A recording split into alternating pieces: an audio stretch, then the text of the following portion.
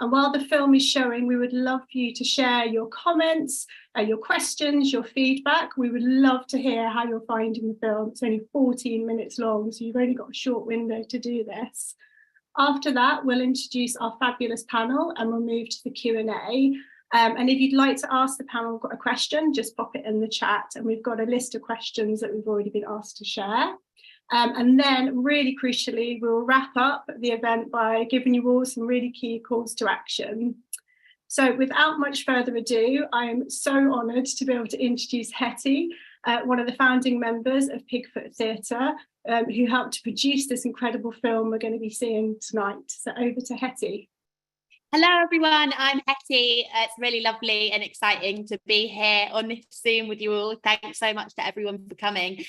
This is our first screening of our first ever short film, our short film Bodded, that we've been making alongside some brilliant people across the country.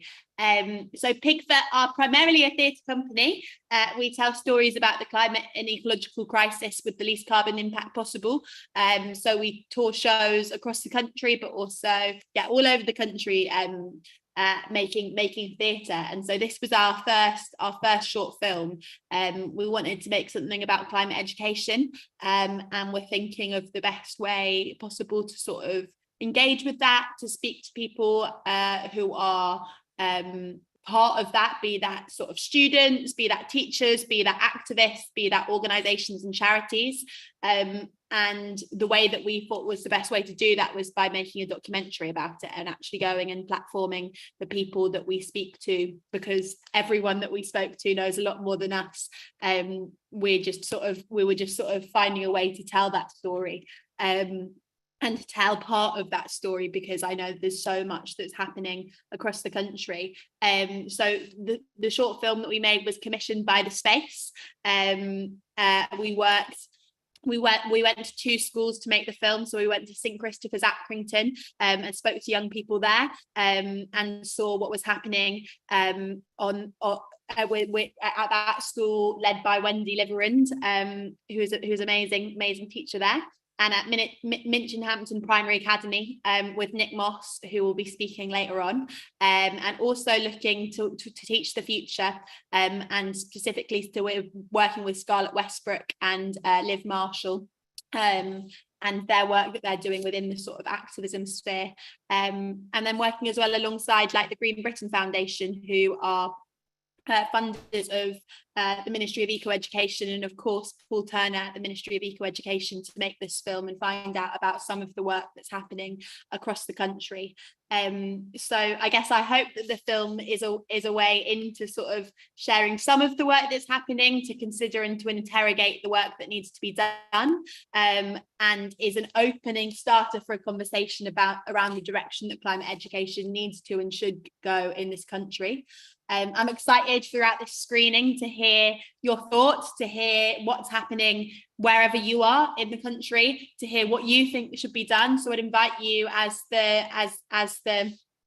we share the film later today, or in a minute or two, to share your thoughts, to share your questions, to share any comments that you've got, any experiences that you relate to, any experiences that you've had yourself, or any questions that you want to ask, and would encourage you to do that throughout the time that we stream it. So in a minute or two, we'll start to share the short film. It's about 14 minutes. It's called Bothered, and as well as inviting you to put questions and stuff in the chat, I want you to embrace the streaming on Zoom, which sometimes works, sometimes gets a bit buffery, but I hope is a start of a conversation, and that we can continue later into the evening.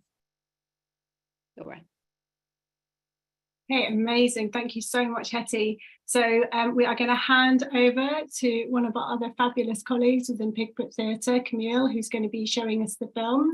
As Hetty said, bear with if there's any tech issues. This is all about the conversation and kind of getting everyone together this evening. And please do put your questions, put your feedback, put your ideas in the chat, and we'll try and respond to as many of these as possible.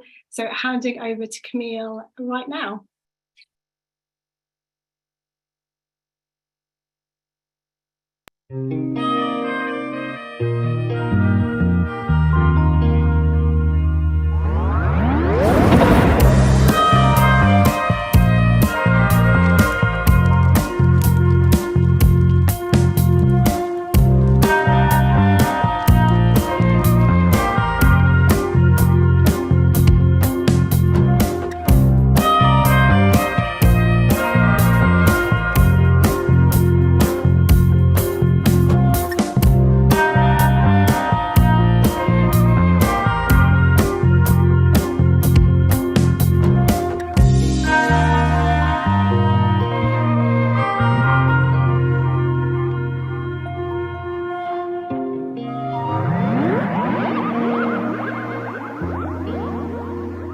You can use the example of you don't know what's under the bed, so you're going to be scared, oh, what if there's a monster under the bed?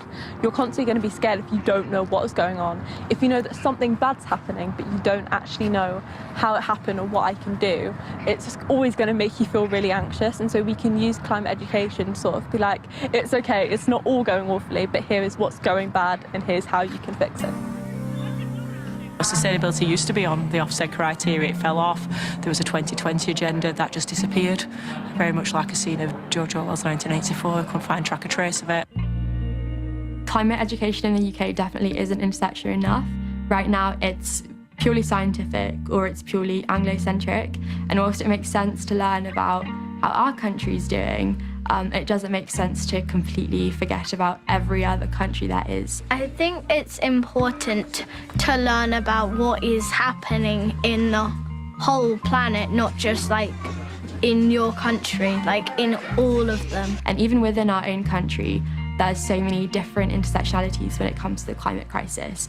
If you're poorer or if you're a person of colour, if you're a girl, if you're disabled, you're way more likely to be impacted by the climate crisis. We need to make sure that every student is prepared to deal with that future. Like it impacts everyone around us, and if everyone's living in a safe, happy environment, most likely people will be like happy and nice to each other. It's their future. It's not our future, really. It's very much more their future. They have to be part of this conversation.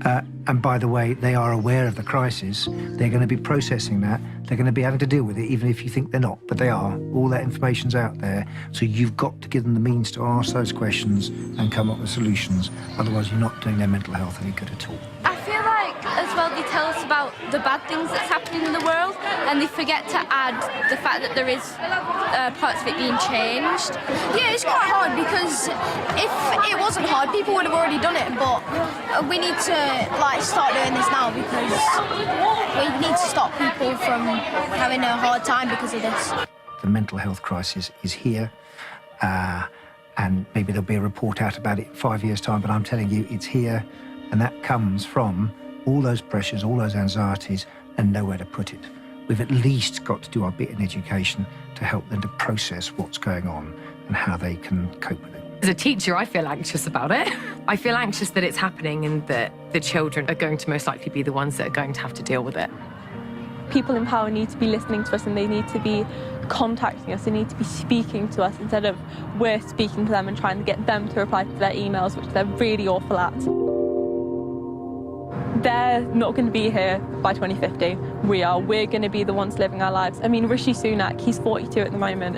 In 2050, I'll be 42, and the lives that we're going to be living are completely different. So why should he get a say in what it's going to be like when I'm the one who's going to be living like that? At the same time, whilst it's important to learn about everything we're doing wrong, we also need to learn about all of the stuff that's starting to happen that everyone's doing right. Incorporating climate into every single subject means teaching about things that we don't necessarily, or the government doesn't necessarily want to talk about. For example, the reason the climate crisis is as big and as disastrous as it is because of colonialism. That's not something they like teaching about or want to teach about, so that definitely comes into play here. Yeah, I left teaching because I was frustrated with the way that the current system works, and I know that there are lots of other teachers in a similar situation. I had a very strange conversation with my last head teacher where he basically said, he sat me down and he was like, we're a bit worried about the amount of time you're committing to climate change and your sort of enthusiasm. And I was like, I'm a geography teacher, like it's part of what I teach. Also, just as a human being, I feel really committed to this. And that was the sort of turning point to be like, maybe I need to go and do something else. I know we need to be accountable, but the amount of headspace taken up with worrying about that level of accountability and Ofsted and SATs is debilitating, really, in terms of having that capacity to get out there and do something different. Now, I mean, everyone can do it, but that's the thing that stands in the way. I think what the Ministry of Eco-Education have done, and particularly under Paul Turner's leadership, is to give schools a realistic way of getting around that boulder in the road, show them that there is a way of doing this where they can answer all those accountability directives, but at the same time come out with something inspiring. It's hooked on these inquiry questions, and those are like societal questions. So they're things like, how should we heat our homes? Can we all fly? They're like really contemporary questions that frame a series of lessons, and through those lessons, teachers teach the national curriculum, but they do it by asking questions that actually young people feel are relevant to them. So it's almost like providing a context. So we have 4 threads running through our curriculum. We have a sense of community as one thread. We have appreciating beauty as another. We have appreciating difference as a third, and then we have eco-activism as a fourth. We have something called philosophy for children, which we do in this school as well. And some of the depth of those discussions about the environment that we have for the children are inspiring. And I think it's an indicator of this school's faith in its children and them as people and what they've got to offer. They're not just empty vessels. They're living, breathing human beings. They happen to be smaller than us, but they have a lot to offer. And they're very capable of divergent thinking. It gives us land, it gives us food in meat and vegetables, and after all it's given to us, humans just take more. This is really good learning. This is where learning comes alive and where children do hold on to that knowledge, not just because we built it in building blocks up through the school, but because they're morally invested in it and they're bringing their emotions with it. That kind of learning is the kind of learning you remember. So just from an educational angle, this is a winner. I think they become so passionate about it and we talk about it so much. You want them to be bothered about it. You want them to want to go out and make a difference. And it is that sense of botheredness we're looking for. It's not a word, botheredness, but we want the children to feel morally bound by the knowledge that they take on, and morally bound in that we want them to do something with that knowledge to try and make the world a slightly better place. Part of the reason it's called the Ministry of Eco-Education is a massive tongue-in-cheek. The Department for Education is not doing enough. We're just going to create our own. What we're trying to say is teachers have so much potential they can mobilise right now. We just need to help them to understand how they can activate that and support them to do that. This is something so important. The government should be investing in this.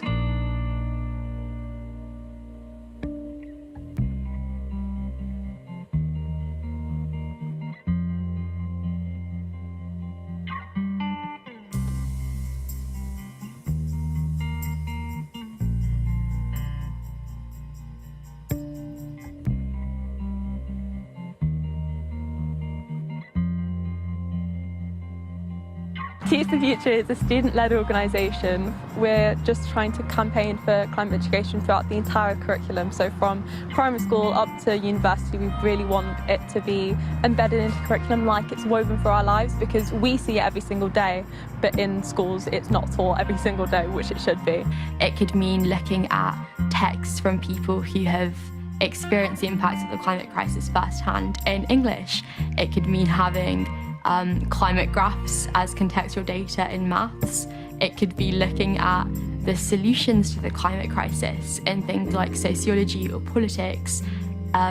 In history, we could look at the Industrial Revolution and how we even got to the point of climate crisis in the first place. Our main project is our climate education bill, which was written by Scarlett Westbrook. The climate education bill is the first ever bill to have been written by a student, myself. If passed, it would essentially mean that we incorporate climate education into every single subject, from nursery right until post-18 education. It would also mean that we teach teachers to teach about the climate crisis. So it would ensure that teacher training qualifications are updated and teachers are adequately given the resources to teach about this, because it's not something they're currently trained in. That's the thing, that the teachers who are teaching at the moment never had this kind of curriculum. I think the reason we haven't seen progress on the bill is literally because the government just doesn't care about climate.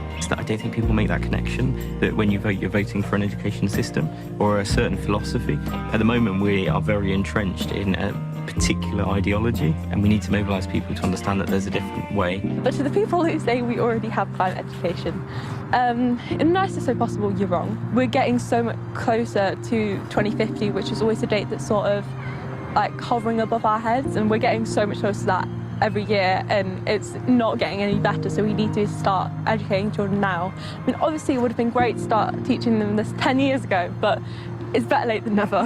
So you can write to your local MP asking them to sign our early day motion, which is just called the Climate Education Bill. And by doing that, they'd be helping us show the government that MPs care about and support climate education. You can also ask your MP to write a letter to the Education Secretary asking him to adopt the Climate Education Bill into law. What we say is basically, you are someone situated within a community. Everyone lives near a school. Someone actively contacting a school and saying, you should do this, has an impact. I'd hope that in 10 years we have a generation of school leavers who are entering university, higher education, or the workforce with clear and comprehensive information on what the future is going to hold for them, as well as how they can cope with their present situation. We've been talking about how some people suffering because of how much food we're throwing away, and what we could do to stop that and make people not suffer as much because of what we're doing. The future is within the young people, and so we do need to care about it, and we need to keep going, even if it feels a bit endless.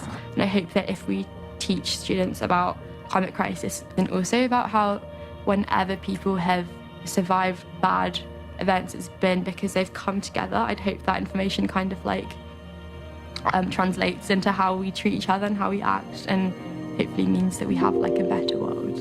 It makes me feel quite powerful because I know the change that I can make is so big, even though I'm such a small part of the world. The way we can help our world is just to join together and try make a big community and try and get the government to understand how important it is to us. The biggest thing for me was that sense of going from apathy and that sense of feeling like the world happens to you, that you are just some sort of actor within it and stuff kind of happens to you, instead actually helping people to realise that they can have a positive impact and that through their own actions they can change the world. Well, I came into teaching to empower children to be better than where they started from, if you will, like a social ability, get better. And by better, I don't mean always wealth, I mean happier. I mean, people are going to leave the earth in a better place than we found it, are going to make communities feel better and more empowered as well. To have a child enact things like that is the most heartwarming thing I can have. So literally, it's a children's voice. Listen to them. That's lit my fire, and I think it'll continue to do that as long as I can breathe and manage this.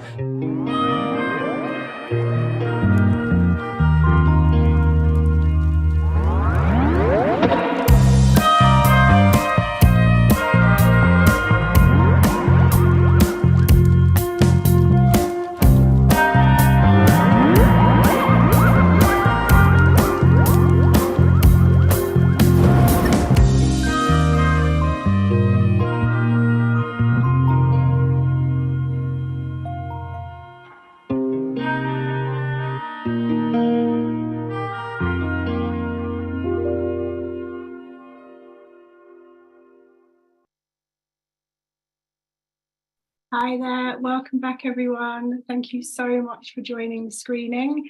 Some absolutely incredible themes throughout that film. I'm sure you will all agree.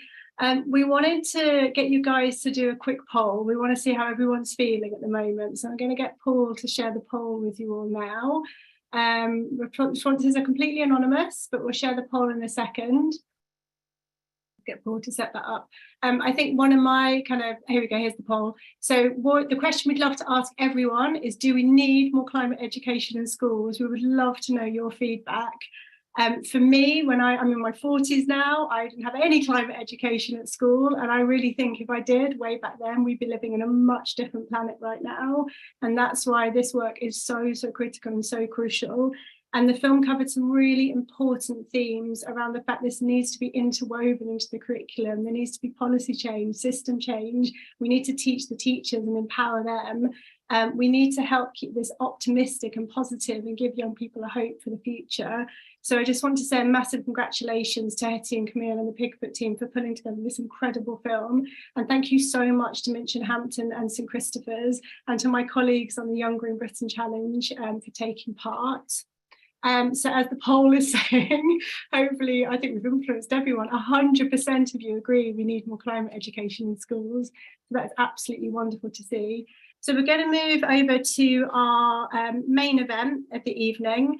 And what we're going to ask everybody to do now, I'm going to hand over to my panel in a second, and I'm going to ask each in turn to introduce themselves. I'll just check if we've got Scarlett with us yet, Paul. Not just yet. Okay, we're going to introduce our first few members of the panel. And then when Scarlett from the Fabulous Teach the Future joins, we'll get her to introduce herself as well. So first of all, we will hand over to, we've already met the lovely Hetty from Pigfoot Theatre. I'm going to hand over to Nick from Minchinhampton. So Nick, sorry, if you could tell everyone a little bit about your role within the Ministry of Eco-Education, and I guess for us, what drove you to kind of get involved with this film and with this whole kind of campaign, really? I mean, look, the starting point. So I'm Nick Martin, I'm the head teacher at Minchinhampton. I've been there far too long. I'm unlikely to go anywhere else. It is enough for me, my community, my people. It's where I'm at. So this is where I'd stay. We're a very average school. I'm not a great fan of grades. So we're just enough. There we go. That's what we describe ourselves as. So whoever out there wants us to be different, well, they can lump it. We're enough. We do our jobs. We want the best for our children, and I think that goes for every teacher out there, and that should be enough. How we got involved? It's a very standard starting point, really. Well, there's one obvious connection. Dale had his son at our school, Dale Vince of Ecotricity. So I already knew Dale. We wanted, with the push to improve the curriculum, to tighten it up, which has been nationwide. We wanted to do something special. We wanted to take that opportunity and run with it rather than just tick a few boxes. And we thought it very, very important with the climate crisis as it is, and with Dale Vince there on my parent body, we had to follow that through. So partly good fortune, partly Ofsted saying you need to sort your curriculum out. Well, fine. So a starting point of sorts. And yeah, it's just grabbing that opportunity, really. Amazing. Thank you so much, Nick. That's a fabulous introduction. So hopefully our next panel member can follow that up just as well. So handing over to Paul at the Ministry of Eco-Education. Hello, yeah. So, I'm Paul. I was for about 15 years a secondary geography teacher and kind of spent the last 5 years being a head of department. And I was quite fortunate at the school I was in. I could play around with the curriculum and had quite a bit of freedom. And I think also just as a geography teacher was kind of, I guess, and a human being, just being increasingly conscious of the climate and nature crisis, and saw what was going on in terms of Extinction Rebellion and lots of sort of different groups, environmental kind of direct action groups, and that just made me reflect on what I was teaching and the role I was kind of as a teacher. And I was fortunate, I guess, then, I sort of shared a lot of my teaching materials that Ecotricity were looking, or I guess Dale in particular through the Green Britain Foundation was looking to engage schools and support them, particularly around that sense of urgency to say, look, we've not got the time to wait, we need to do as much as we can right away. Kind of came on board to help support schools, and we've gone through a journey with that. That started with Nick, where we worked really closely with his school and sort of paired that with all of the great free teaching materials, and the idea being to sort of save teachers time and energy by bringing that all together, but also using a lens, the kind of story of Ecotricity and the Green Britain group and Dale's experience and his vision around a Green Britain. And we kind of put that all together, and hopefully what we've got is something that just helps schools do a little bit more. And of course, hopefully this will come through in the conversation. It's all about taking a first step. It's not about doing it perfect right away, and very much a journey for schools. So yeah, it's actually some of those numbers in the video already since it was finished have gone out of date. We've got now nearly 1,000 schools that we're engaging with across the country. We've got a website that they sort of access all of that through, but it's been a great journey to visit lots of different schools. Wendy, who was in the video, is one of those, and I hope, I'm sure lots of there's people on the call who are in schools doing amazing things, and we're just hoping to try and amplify and share that and foster more of this within lots of schools. Lovely, thank you so much, Paul. And also, just as we've mentioned before, one of the other projects mentioned in the film is the Young Green Britain Challenge. So I also want to extend a thank you to my other colleagues in the Young Green Britain Challenge, so along with the fabulous Green Britain Foundation, so to Dale, to Helen and to Dahlia, but also a big thank you to Kat at Social Innovation for All, and to Rebecca, who you saw in the film, from the wonderful youth advocacy social enterprise I Have a Voice. So they are also kind of key participants within the film as well. We're going to give Scarlett a couple of minutes to join. I wanted to say thank you to everyone who's contributing in the chat, some really fantastic comments. And it's great to see, I think we've got pretty much all of England covered in terms of where everybody's participating from. So that's great, we're reaching far and wide. And some really fabulous and supportive comments, both in terms of the film and then some of the themes that have been addressed. So around really making sure that all young people are experiencing the 4 strands that we've mentioned. The gap between increased knowledge and lack of behavioural change, prompt to purposeful action. And also about making sure that we are keeping things uplifting, keeping them positive. So yeah, absolutely amazing comments. Please keep them coming as we go, and please add in your questions. So brilliantly timed. We'd also love to introduce you to the wonderful Scarlett from Teach the Future. So Scarlett, if you'd love to tell us a little bit about Teach the Future and what kind of prompted you to get involved in the film. Hi everyone, sorry I'm late. I was getting a rabies vaccine, which I feel like is a cool reason to be late, but painful. So Teach the Future is a campaign that I set up with my friend Joe Brindle back in 2019. It was a result of us hearing lots of people at the climate strike who were also organising, telling us that they were really interested in the climate education part of our climate strike ask. And so we decided it needed its own campaign, which we created. And then when Labour and all of the other non-Tory parties lost the election in 2019, we realised that we weren't going to get the political change that we needed quick enough in Parliament. So I decided to write a bill called the Climate Education Bill and try and get it through Parliament. And that's essentially what Teach the Future is mainly focused on these days. They're also doing similar work across the world in countries like Australia and the Philippines and the media and lots of other different places.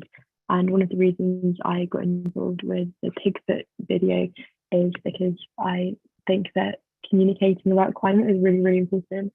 I don't think that climate education should be limited to just the classroom. I think it needs to go outside too. And I think that something like this is an incredible way to continue spreading it further. Amazing, thank you so much, Scarlett. And also joining us on the panel is Hetty, who you guys all met earlier, so needs no introduction. So we're going to kick off with some questions, and if you have some questions for the panel, we're going to do our very best to get through as many as possible. We have some questions to get us started. So we've got a question for each of the panel members to begin with. And Scarlett, we're going to get you talking again. So you've touched a little bit on how and why you first got involved in climate activism. Could you help us understand a little bit more about the impact it's had on you? And then the second part of that is how you feel about society as a result.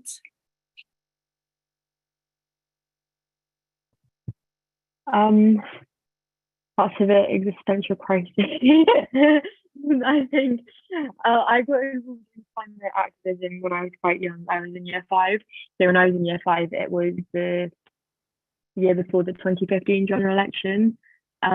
So the news was full of things about the Paris Convention and the election and what politicians would do if they were elected at the next election. And we got set homework to read the news, which wasn't something I did because I was 9. So I did that and I saw the news, which is all about climate, and I was really impassioned to do something about it, because up until that point, I'd just been taught that climate change was a scientific thing, not that it was a thing that you could change by, for example, politicians putting policies in. So I started door knocking with my parents to let me go door knocking at 10, which is incredibly unhinged looking back. And I know that's not a very typical route into it. I think that most people these days probably see something online or speak to their friends or something like that and come at it in a more in a position that has more community, which I think is good, because I think coming from it in a more isolated context would have been a bit more difficult, because also it was like 10 years ago, so it was less of a common topic at the time than it would have been now. And I think that kind of links into how I see society, because now I've been able to connect with other people who are also interested in climate activism and doing climate action and that sort of thing. I've seen that actually society can be great. And I think that like community in particular is really, really important, especially in terms of the climate crisis. Not to get more existential crisis here, but like the world isn't just going to shut down when the climate crisis happens. Like it's not like this black screen, which is how I feel like the media presents it quite often. We continue living through it, and like the climate crisis is already happening, in the way that people are surviving it is through community. So I feel like society is great because that's what is getting us through things, and is what has been getting people through things since the beginning of time. Wonderful, thank you, Scarlett. And yeah, that sense of community and belonging and being in it together. So we all know eco-anxiety is a real thing. It happens to each and every one of us, and it definitely is happening to young people. And actually to shy away from talking about it and preparing young people for the future they're facing and experiencing is really doing them a disservice. So actually bringing them together in that collaborative way, enabling them to take action and undertake activism in all its great forms. So activism isn't just about protesting, it's about raising the message, it's about learning, it's about sharing and having conversations. So that was a really beautiful answer. Thank you so much, Scarlett. For Hetty, we would love to know a little bit more, just building on some of the aspects you talked about earlier, the process to make the film. So what were some of the thinking and the planning that went behind producing this beautiful film for us? Yeah, so we wanted, where shall I begin? We were making a show about climate action, global climate action a couple of years ago. We started making it, we're actually doing it very soon. We'll tell you about it in a bit. But we started making a show a couple of years ago, and some of the conversations that we had when we were making the show, predominantly like a group of people in their 20s, so people who've gone through the education system, but not too long ago, about the lack of climate education that we have, and that we don't know, we weren't taught climate education adequately in schools, and it's finding it out now when we're older, and questioning why we weren't taught climate education in schools. And it sort of felt like it was like almost like another conversation that we need to have, another story that we needed to tell, another way that we needed to engage in it. And we knew that we wanted it to be like we wanted to make something about it. And then when we were touring that show, we worked with Liv Marshall, who you saw in the film, alongside the show, and heard from them about Teach the Future. We knew a bit about Teach the Future, but hearing firsthand about Teach the Future and Liv's experience of climate education in schools, and it made us think we really need to find a way that we could talk about this story.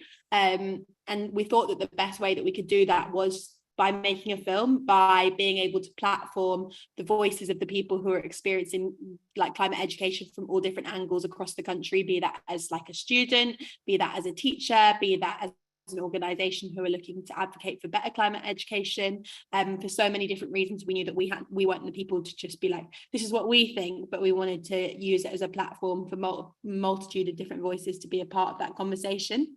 What that looked like in practice was going around lots of different places in the country, having conversations with different people. So many conversations. We could have made 20 films, like 6-7 hours of footage, having to get it down of just people speaking, and getting to get that down to 14 minutes of like working out where the different people were speaking to each other, but also in conversation with each other as well.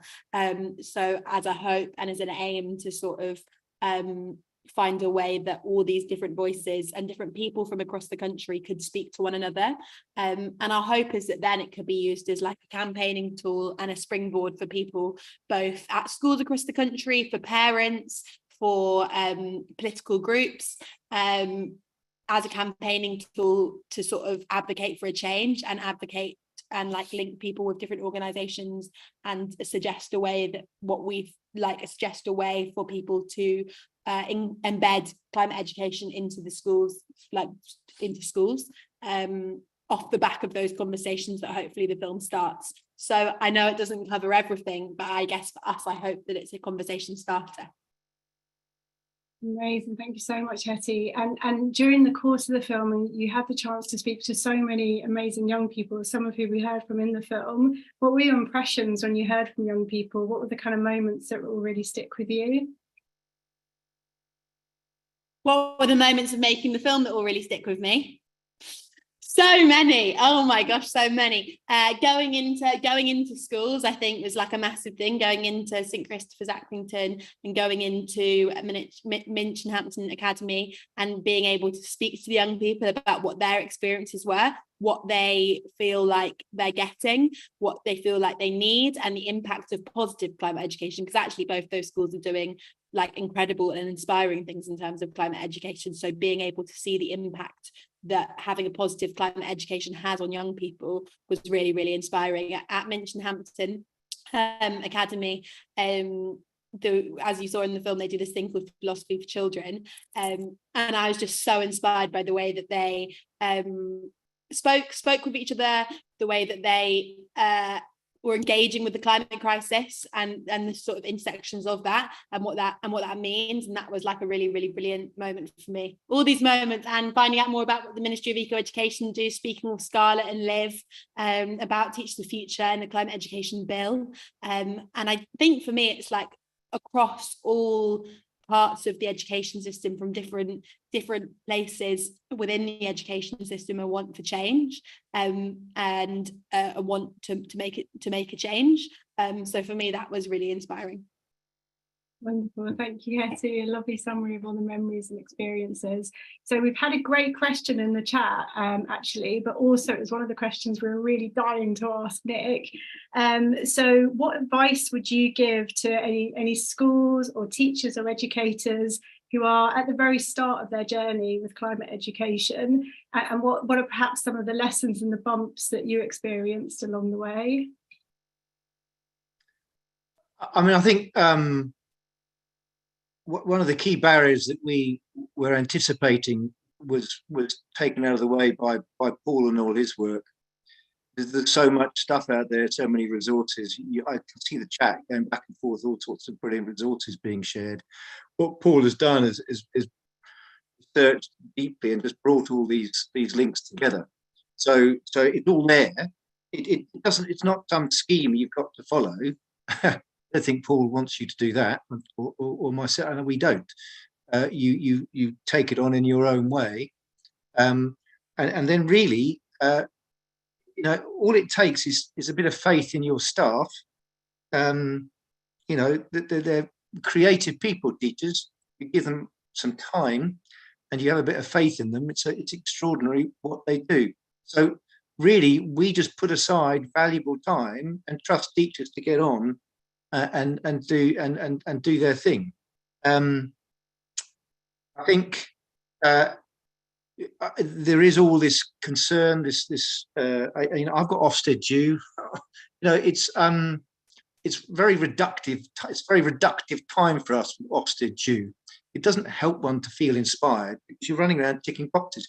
No offence to Ofsted, I understand the need for their existence. It is reductive. So I suppose just get out there, breathe some fresh air, have faith in your staff, and put some time aside to it. That's all. Thank you so much, Nick. And that's really important to hear from the perspective of the head teacher, which I know is one of the questions that Steve raised. How about, in terms of the other side, so those that are just coming into teaching or in more junior teaching roles, how can they influence up and then also influence their peers? What would you recommend? Young teachers coming into the profession, I suppose you've just got to try and head to an institution which has a more collegiate approach and is willing to listen to every teacher in the building. It's very hard to influence senior leadership teams who are preoccupied with, getting the school through SATs or getting the school through an Ofsted. That's not an easy task. I suppose just pick your place of work. check how they work, and decide what kind of school you want to belong to. Amazing, thank you, Nick. And Paul, we would love for you to kind of build on this answer, because I appreciate you all have a perspective, both being on both sides of the fence in terms of teaching. What advice would you give to teachers, or to enable teachers to influence their peers, their colleagues, their seniors? I think the biggest one is networking. And I know there's some really good, the UK School Sustainability Network's one, but I know across the country, through filming this, but also the Younger in Britain Challenge as well, there's sort of projects that bring teachers together, and that helps people feel less like an island and more confident. That's also been something we've wanted to do, is create video content of schools who are doing this and living it now, to show that it is possible. I think in terms of mindset, there are some schools that are very much rigidly national curriculum, and that's all we do, and we prepare for exams. And in my opinion, that's sadder for the children. What we need to do is open that up and do both. We can do both, and that's, I guess, what we're trying to show as well. In terms of that sense of urgency, we can achieve the education around the climate and nature crisis that we think young people need, as well as tick all those other boxes. It's just about thinking a bit more laterally and being a bit more creative. And if anything, as Nick has sort of said, it's that process in itself for teachers can be really kind of reinvigorating. I think that's something we witness with your staff, Nick, is the autonomy and the creativity that you've allowed them. From the outside, you might think, gosh, that's daunting, and the teachers just don't have the time for it. But actually, it's almost the reverse. And then what they get out from the children, and the way the children respond and react, I think it benefits the wider learning process and the kind of everything as well. I don't know if, Nick, you wanted to also throw something in there. Yeah, and I think we mentioned Ofsted and things. Actually, if you go down this route, you are creating a very rich, bothered curriculum. Answers all of what they're looking for. It enables you to take the lid off learning, and it's important to do that for both the teachers, because you've got to have faith in them, and it's, as I said, extraordinary what they achieve if you allow them that space. And the children, don't patronize the children. If you really want to take the lid off learning and see them achieve things which surprise you and them, then this is the kind of direction of travel you have to go in. I'm not even, I'm talking as an educationist, I'm talking about learning, just really excellent learning. By the way, this word botheredness, it was coined by Deborah Kidd, who wrote The Curriculum of Hope. Well, that's the correct name for the book. Anyway, she's brilliant. So we've worked with her. So I'm just flagging it up. So we didn't come up with that word. It's very much her word. As I said, it's not a word. But yeah, you just need to be a little bit bold, I suppose, and take the route towards opening that lid off the learning, and it will answer these other agendas. We just need a little bit bold. Wonderful, thank you. We'll just go do one more with Paul and Nick at the moment. So I guess it's probably a little bit more for Paul. This is a question from Amise, hopefully I'm pronouncing your name correctly. Do you find large multi-academy trusts coming on board with the curriculum, or rather more single, progressively minded schools or federations? That's a great question. So the last 2 years have been a really interesting journey for us. We obviously started with Nick with one school, and then we were trying to think, how can we the most effectively scale this so that we get as many schools on board as possible and share this? And we did realize that, yeah, academy trusts, though, there's obviously kind of well-discussed negatives around schools becoming academies, but actually it allows you the scope to be able to access a much wider number of schools, and there is a certain efficiency to that. So yeah, there's Windsor Academy Trust is one up just outside Birmingham that we've been working really closely with. But there's a whole variety. I think we've got about 30 or 40 academy trusts, and local authorities is the other one. We've worked really closely with Northumberland County Council, kind of creating almost a bit more of a regional focus to help them also champion the things that the local authority and the local area and community are doing, and linking those into the school curriculum and using those as ways to answer. Yeah, I do think, though, it's all part of a journey as well, and schools are kind of at different stages of this. And I guess the other thing I was really keen to say as well is that we see ourselves as part of a jigsaw, and that the campaigning from Teach the Future and that Scarlett's been involved with, and particularly the bill, is a really important part of that jigsaw. What we're saying is we can do so much more right now, because that sense of urgency we need to, and what we're trying to do is help facilitate that and give teachers exactly what they need right now. But actually we really, really do need this more fundamental change, and all of these things do need to be made mandatory, if that is either through some sort of inspection framework or through exam boards or whatever that might be. We need to make that happen as quickly as possible. And I guess then maybe there's an opportunity to talk a bit about what has been announced through the DfE in the last few days and weeks, and what people think of that. I don't know, Laura, is that a question that might come up in a minute? Yeah, we'll cut to that question in a second, actually, because I'm sure we can ask all of the panel their views and thoughts on that.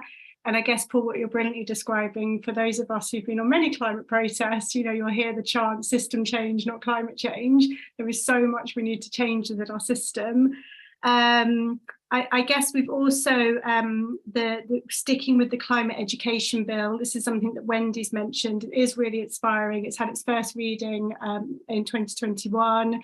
It's got its second reading. There's 7 more stages. There's a lot to go, a lot to keep pushing it through. Scarlett, we know this is an urgent situation, but these things take their time. Is there anything more that we can do to help push it through Parliament more quickly? What would be your call to action or thoughts for that question? In terms of trying to get it through Parliament quicker, I think, in terms of strategy, our best bet is that Labour come into government next year, and because they've officially backed the bill, that they'd implement it as policy, and then we'd hopefully have it within the next year. We've had some uptake of elements of the bill by the DfE over the last 2-3 years, but it's been quite slow and very selected little tiny bits of it. They've extrapolated and incorporated. I think in terms of what you can do is email your local MP. I feel because every campaign says to email your MP, everybody thinks it's not important because everyone tells you to do it. But actually it's helpful. It's the best way to get a campaign more recognition within Parliament, and also for an MP to then have a personal stake in something. So if a constituent emails an MP, then they're obligated to reply and to engage with that thing, because they're paid to represent you specifically. So it is actually really, really helpful to do that. Not just emailing your MP, but asking for a meeting with them to talk about the bill could be really great. And then you can ask them to write a letter to the Secretary of State for Education to look at the bill, or to meet the teacher and see what goes there. And then in terms of if you're a teacher, we are doing some work with exam boards, especially OCR, and OCR and other exam boards sometimes, or fairly regularly, look for people to be on their advisory boards of educators. All exam boards do that. So I don't know if there's any current positions available, but that's of course a really big time commitment and also unpaid. And if you're a teacher, you probably already have a million things to do. So that's another way that you can maybe get involved with things on the national policy side. Loads of amazing actions there, Scarlett, and we'll be sharing some really useful links and resources. So definitely check out Teach the Future's website. They've got some amazing stats and resources and template letters. And also one of our other partners, the UK Youth Climate Coalition, they actually have a full list of how green your MP is and ways to contact them. And that's something we invite students, young people, teachers, parents to do. So definitely use your voice, use your writing power, lobby and speak to your MPs. So let's focus a little bit more, as Paul alluded to. The current government have made some inroads. They launched they've launched a new strategy. They're launching the National Nature Parks, Climate Action Awards, and of those of you that saw the news last week, they're releasing £50 million worth of funding to help young people in disadvantaged areas to learn outside and experience nature. So there is progress. It is looking more positive than it was a few years ago, but is it enough? Is it enough urgency? So I would love to hear the panel's thoughts on this question. So I will kick off with Nick, first of all. Is the government doing enough right now? What are your thoughts? I think it's a really good start. I mean, just to note that commitment to getting children outdoors and appreciating the outdoors. We have a kind of a Bloom's taxonomy-like approach to the kind of the levels we want the children to get to, and it has to start right at the bottom level with children taking an interest in the world around them and appreciating nature. You're not going to get children sustainability minded if they've got no interest in nature and the outdoor world. So parts of this like that are really valuable. I suppose my point would be, let's not sit there. It's great to have the funding come in, but let's not sit there and wait for something to happen off the back end of this bill. You know, there isn't any time left. So everyone's just got to get up and get on with it, really. And if this bill helps that and moves us forward, well, that's great. But we shouldn't be sitting there waiting for the government to take us there. We need to just get on and do it ourselves. And I think, you know, Paul has shown us that way forward. Lots and lots of people of you out there are going to be doing great stuff in your own places. Hetty said it's all about community, getting communities working together. So just get on with it, really, I suppose would be my advice. Lovely, lovely call to action. Everyone, just get on with it. It is much easier than we think, and we are all in this together. So I love that kind of motivational action. Paul, anything to add on? What are your thoughts on the current government's response? Well, yeah, I think obviously anything is good, and it was good that there was a strategy that was released. I think that sense of urgency and the speed could be sped up. But also the thing for us is we think it needs to be in every subject, and I know that's something that Scarlett and Teach the Future, you know, it's a really important part. We can't just leave it in silos where it depends on your subject choices, means you might experience this or not. And actually, it's also the way that we make it really truly sustainable is for it to be the responsibility of everyone within a school, and that they feel it's just part of what they do.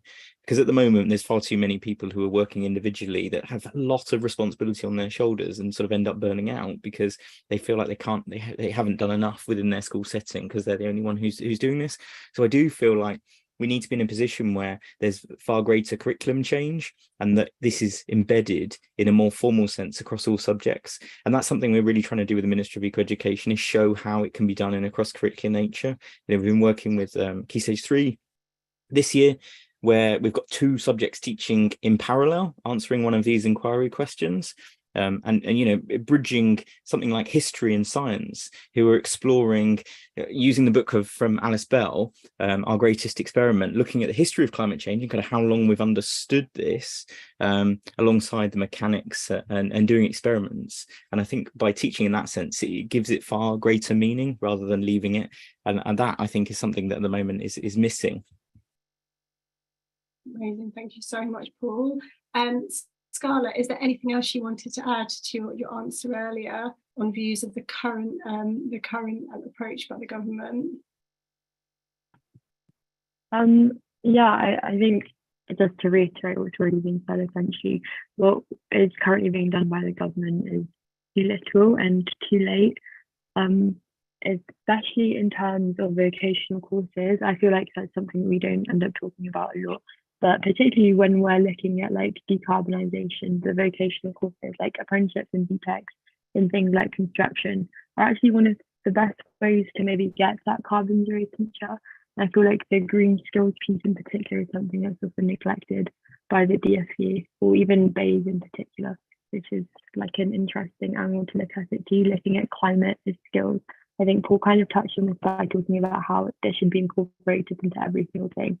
But I don't think climate education should be limited to school subjects, but also like how you have like your food in schools, for example, like getting rid of single-use plastics, that being like just part of what you do, or your education buildings being retrofitted to be carbon zero, or like your school counsellor being trained to talk about climate anxiety, like all of those sorts of things. And then in terms of like things you can do now, I just remembered a few more of them.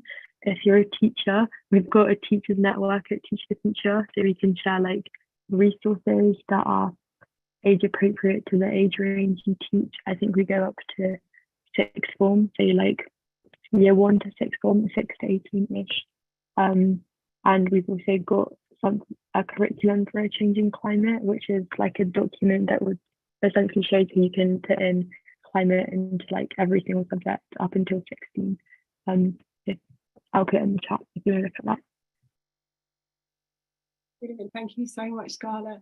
And I think that's something else where, you know, we're really promoting through the Younger in Britain Challenge is young people taking action now. So investigating what's happening in their community with the impact of climate change. What do they care about? What do they want to see change? And we've had nearly 3,000 students across England participating, setting up the most incredible range of projects and initiatives and campaigns. So it's really, we don't have to sit around and wait. We can take action, and we can take action that really supports skills development, tackles eco-anxiety, really fosters that sense of kind of collaboration between students. So thank you so much.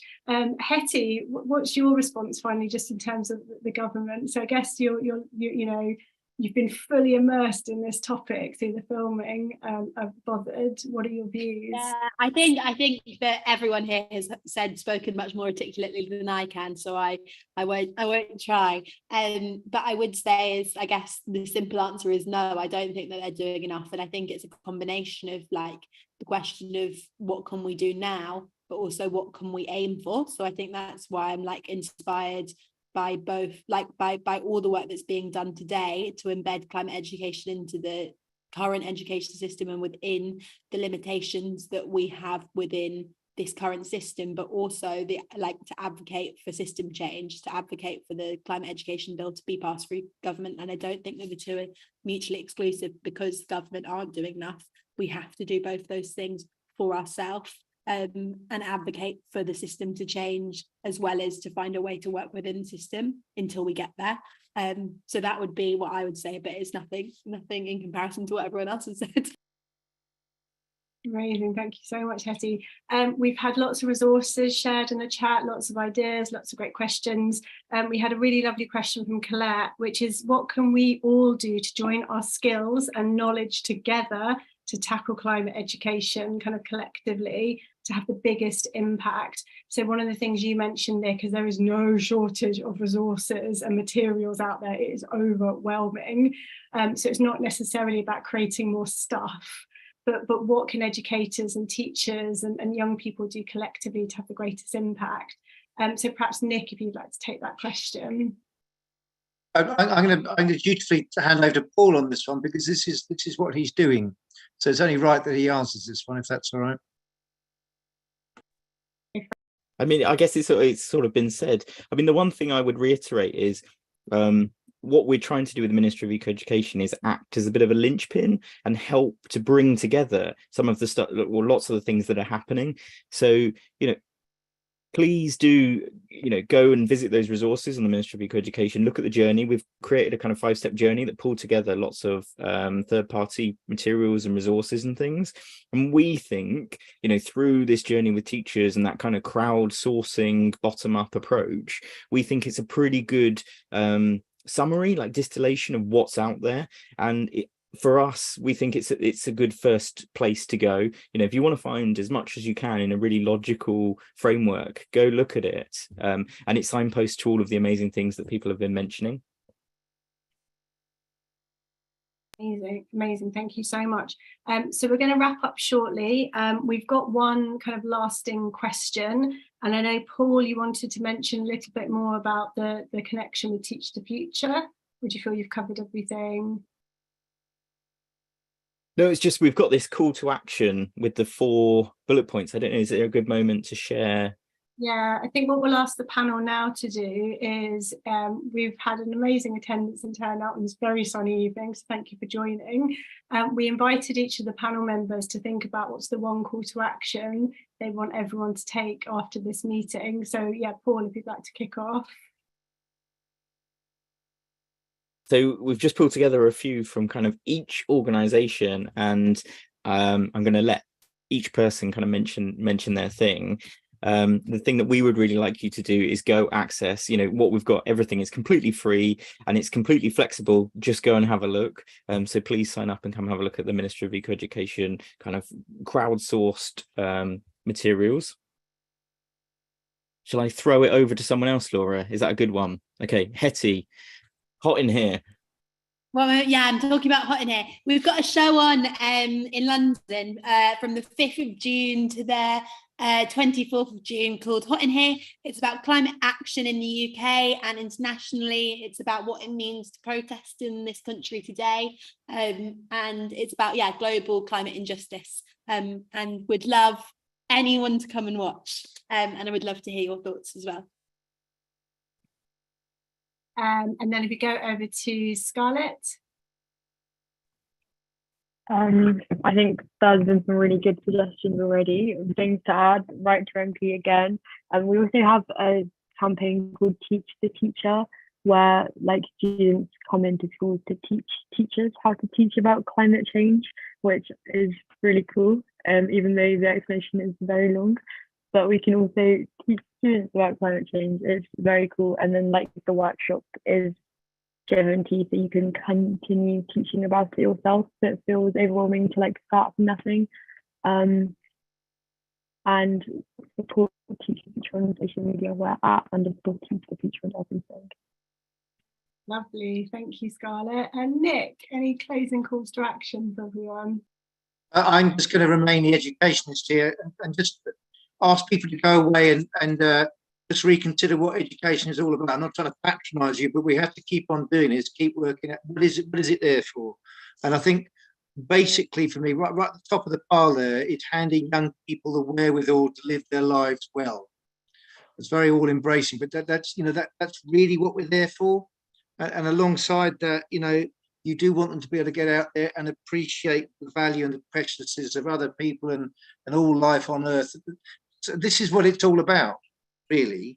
And if people are talking to you about powerful knowledge is knowledge that you're morally bound up with and you're going to go and do something with.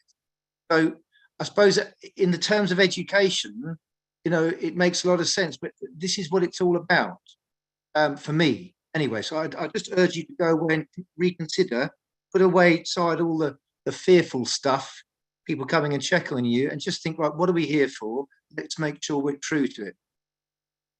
Thank you. Amazing, thank you. And as you'll see, one of the first bullets we're inviting everyone to do is to host a screening, and Paul's going to tell us all about how to do that. Yeah, so I mean, this is Hetty as well, really, isn't it? What you want is for this to be seen by everyone, every school child, every parent, it needs to be shown in community halls. It needs to, wherever you can find. And so what we've created is a little guide, a booklet for anyone to be able to host their own screening and possibly have a panel discussion or just some sort of discussion, because I know that Hetty and the Pigfoot team really want this to be the start of a climate conversation. So through that link, there's a resource that you can then apply to be able to gain access to the link. I know that Pigfoot are really keen just to be able to track how many people and who's seeing it and kind of have a bit of a handle of kind of where the film goes. But it'd be great for as many schools as possible to just show this in an assembly or to host an event, for young people to come together and for them to host a discussion themselves and to ask these questions with their own teachers or with their parents. Or it could be that just you host it at home and have some friends around and watch it and then, reflect on it.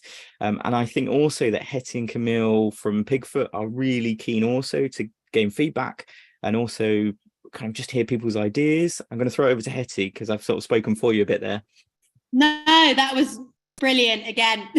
Much better than I could say. Yeah, I guess for us it's just to have as many people watching it as possible, to start the conversation, for people to be watching it together so that they're able to have a conversation and to be able to sort of continue this discussion that we've started tonight. So it would be brilliant if anyone would like to have access to the film and host a screening for themselves all over the country. Amazing. Thank you so much. So we're going to wrap up this evening. We're just going to pop up our partners slide again, if that's all right with Paul, just so we can say some quick thank yous to everyone. So thank you, first of all, to our amazing participants who've all joined us this evening from all over England. Thank you so much for your incredibly positive comments, your messages of support, your offers to help one another.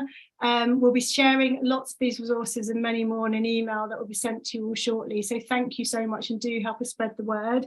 We want to say a huge thank you to Camille and Hetty and all of the Pigfoot team and the Space who have kindly funded the film. Thank you, huge thank you to Wendy, to Nick, and to the students and other teachers at St Christopher's and Minchin Hampton. Thank you so much to Dale, to Helen, to Dahlia at the Green Britain Foundation. Thank you so much to Paul at the Ministry of Eco Education for being part of our wonderful panel this evening as well. Thank you so much to Scarlett and all of the fabulous Teach the Future gang, and definitely check everyone out on social media. There's lots of exciting news and stories and updates up there. And thank you to my colleagues at the Young Green Britain Challenge, so to Kat at Social Innovation for All, to Rebecca, I Have a Voice, and also massive thanks to Maddie, who's been kindly helping to field and steward some of your messages on the chat. So thank you to Maddie. So as I mentioned, in terms of next steps, we'll send you all the resources. We'll share you information about how to host a screening. Please do keep the conversations going. Please tweet, share, promote loudly on social media, help to get this film out in the wide world. And yeah, just thank you so much to everyone for taking part, and we look forward to keeping the conversation going. Thank you, everyone. Have great evenings. Goodbye to our fabulous panel.